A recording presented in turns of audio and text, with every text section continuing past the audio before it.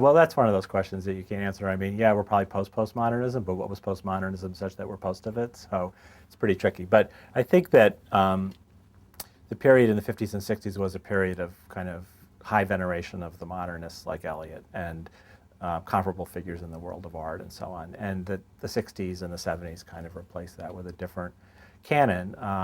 So when I started out, I was actually a Victorianist. That was my field. I did 19th century British literature, but by some fluke of the job market, I got a job teaching modern literature and ended up writing a book on T.S. Eliot, who was in those days sort of the king of a modern literary form and criticism as well. But now the canon's very different from that period. People don't write about Eliot and Pound anymore. So that's really changed a lot.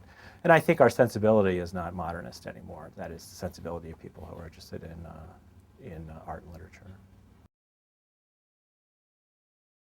I wouldn't say that. I mean, decline's a funny word to use about any cultural moment. I think things are different from the way they were 40 or 50 years ago, but the media are different. Interests are different. The demographics are different. It's just a different world.